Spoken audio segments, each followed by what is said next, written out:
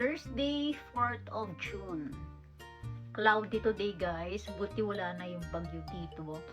Kahapon grabe, sobrang lakas ng ulan. May pasok ako today guys, kaya work tayo. Medyo bumaba yung temperature, hindi siya ganun kainit today. Mamaya maging 21 degrees, which is good. Sakto lang yung temperature.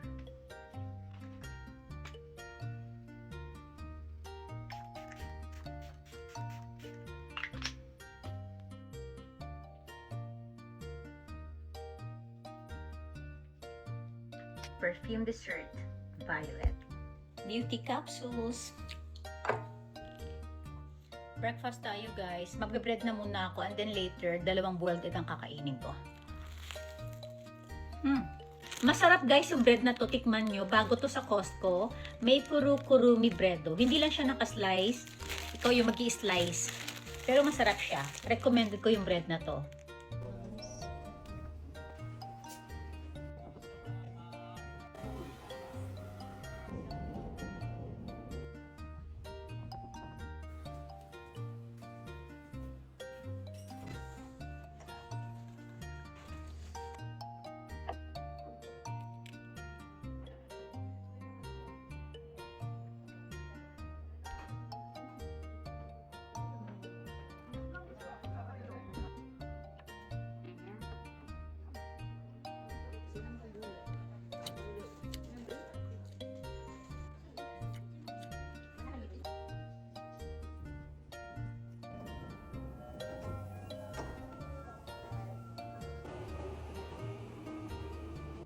Naglalakad ako guys, pauwi. So mga 30 minutes walk. Walking din pag may time. Exercise.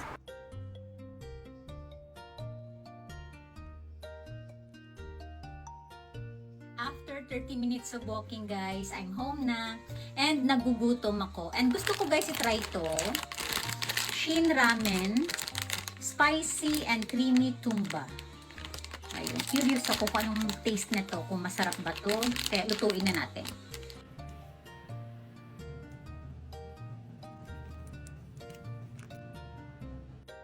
Tingnan ko muna guys yung soup niya. Ang sarap!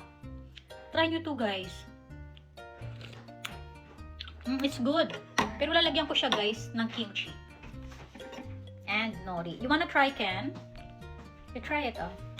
You try first the soup. It's good. Do. You like it? Mix the kimchi. And some nori. Ayan. Lagyan natin ng nori. Sarap. Ang init.